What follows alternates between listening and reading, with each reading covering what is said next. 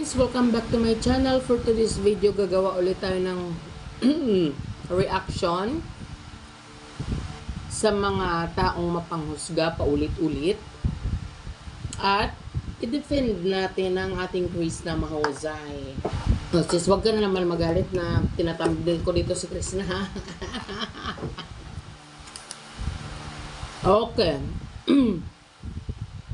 Habang nag-scroll ako sa YouTube at doon sa isang video, nakita ko na talagang sari-sari ang negative negative comment towards Krishna. Sari-sari, meron doon na bad luck, parang bad luck siya para kay Sir Paul, at may nagsabi pa doon na tingnan mo nung umalis siya, bumalik ang views ni Sir Paul, ganyan, kung ano-ano pa. sa mga pinagsasabi nyo, palagay nyo ba ikakatuwa ni Sir Paul yun? Unang-una, malinaw naman sa ating mga kaalaman, sa ating mga kaisipan na sila na ay nagkaayos at mayroon na silang personal na usapan. Dito sa mga pinagsasabi nyo, unahin natin yung parang pagsabi nyo na bad luck si Krishna dahil nagbalikan na yung views nung umalis si Krishna. Mali kayo. Kasi nung nangyari yung sa Mindoro, parehong bagsak ang, actually kay Krishna yung mataas yung sa kanyang pag-vlog. Medyo bumaba si Sir Paul. 'Di ba? Meron pa nga nag-unsub.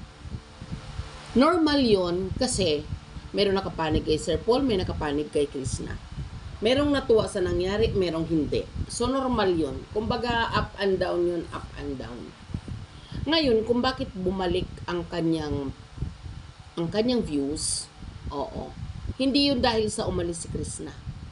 At gusto ko lang linawin na hindi naman pinaalis si Krishna. Yun po ay galing mismo sa bibig ni Sir Paul na hindi siya pinaalis. Diba? Andun ang mga gamit niya, anytime pwede siyang bumalik. Pero syempre, hindi pa comfortable ang isang Chris na mahusay or peking Koreana na bumalik doon. So, ginagawa niya ang pagbablog by her own. Kasama ang kanyang mga kapatid. Ganun. Sariling diskarte niya ngayon ang ginagawa niya. Which is good. Hindi dahilan ang pag-alis ni Krista kung bakit bumalik ang views ni Sir Paul. Bakit? Minsan, ang mga viewers, hindi nagiging interested sila. Ang sa charity, iilan lang dyan ang nakafocus. Pag hindi interesting ang kanyang video, kiniklik lang yun. Hindi tinatapos, iniiwanan. Yung nangyari kay Sir Paul ngayon sa mga views na nung nasa agusan sila, ay talaga namang interested ang kanyang mga videos. Lalo-lalo na doon sa pagsagip niya kay Langga. Ay malaki talagang malaki talagang impact sa mga viewers yun. Naging interested sila kung paano niya pinigilan or paano niya sinave yung bata sa maagang pag-aasawa. Isang factor yon kung bakit naging interesado ang mga viewers sa mga charity vlogger panuorin. 'Di ba? Kasi gusto nila doon malaman kung paano sinagip ni Sir Paul. So naging continuous yon, naging part 1, part 2, part 3 hanggang may ipinalit yung kapatid ni Langga. So, ang mga tao, ang mga viewers na nanonood sa lahat ng mga charity vlogger ay naging interesado doon sa content na yun. Yun ang naging dahilan kung bakit ang kanyang anong matawag dito?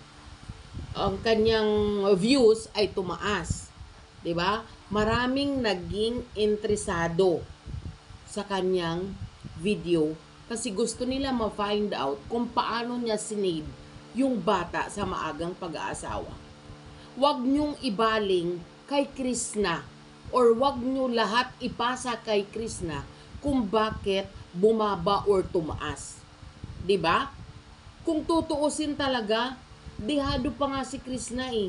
Pero hindi na natin yun iindahin kasi nag-reach out si Sir Paul in good faith. Nagpunta siya doon para maayos ang problema. Bagkos, nakikiusap pa siya na suportahan natin, patuloy natin suportahan, wag natin i-skip ang ads. Same with Krishna, nag-high and low. So, depende yun sa mga videos kung interested sa mga manunood. Pero ngayon, tumataas na ang kanyang views. Mataas naman talaga ang kanyang views, guys. Yung 75 views, 65 views sa isang baguhan, malaking bagay na yan sa isang nag-uumpisa na vlogger. 'Di ba? Malaking bagay na yan. So, malaki ang influence sa kanya ni Sir Paul. At aminado naman yun siya. Of course, malaki din ang naging participation ni Krishna sa PB team. So, pareho lang yun. 'Di ba? Huwag nyo lahat ipasa ang dumi kay Krishna. 'Di ba? Nananahimik nga siya eh. Gumagawa siya ng sariling diskarte kung paano niya iangat ang kanyang YouTube, kung paano siya mabubuhay, kung paano siya makakakuha ng para sa family niya. Ang problema kasi sa atin, akala nyo yung tao nakapatay. 'Di ba? Lahat na lang ng kasalanan ng baka pati kasalanan ni Marcos ipasa nyo kay Krishna. Pambihira. Ayaw nyo yung tao pahingahin. 'Di ba? Sari-sari. Itong mga ito. 'Di ba? Tingnan nyo yung mga pinagsasabi nyo sa kanya. Hindi nyo naman siya kilala personally. Hindi nyo alam, paulit-ulit kong sinasabi, hindi natin alam kung ano talaga yung totoong istorya. Ang importante dito, ang pinanghahawakan dito, nagkaayos silang dalawa at meron silang usapan. 'Di ba? Malinaw yun. Pero kayo parang hindi kayo makamove on. Paulit-ulit. To the point na parang lahat na lang. 'Di ba? Pati yata pagkagat ni Azu doon sa tsinelas, ipapasa nyo kay Krishna. Ganun kayo eh. Ganun nyo kahit yung bata. Hindi namin maintindihan kung bakit ganyan kayo. Kahit sa kabila ng pakikiusap ni Sir Paul, na wag nyo nang i-bash. Diba? Ito nakita ko doon sa isang reactor. Sana naman maging masaya na lang tayo. 'Di ba? Bumaba, tumaas man ang views ni Sir Paul, wag natin lagi isilip kay Krishna. Wala nga tayong narinig dito sa bata eh. 'Di ba? Ngayon kahit mahirap ang kanyang ginagawa, kinakaya niya. 'Di ba? With her own diskarte.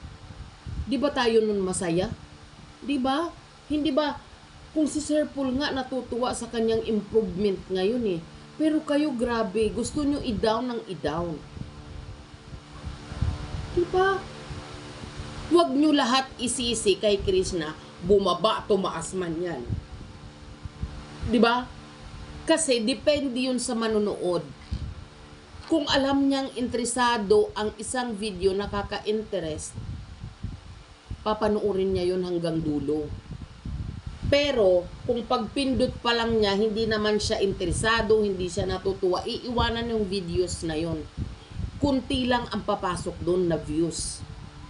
Diba? Lalong-lalo na kung hindi natin pinapaabot up to 5 minutes. Hindi, lahat natin isinisisi. Huwag naman. Itong batang ito nagsisikap ng malala. Nagsisikap ng malala kung paano siya makakasurvive para matupad ang kanyang mga pangarap. Diba? Pero tayo gusto natin ibaba ng ibaba. Huwag naman ganun. Diba? Huwag naman ganun. Wala nga tayo narinig kahit sa kanya. Respeto naman. So, yun lang. Yun lang guys. Sana Sana doon sa isang nagre-react, wag naman kasi ito katulad nito hindi matapos-tapos, 'di ba? Natural. Kaming nakasuporta sa kanya, i-depend namin siya. Kasi mali may nakikita kaming mali. 'Di ba? So, yun lang. Thank you for watching, guys.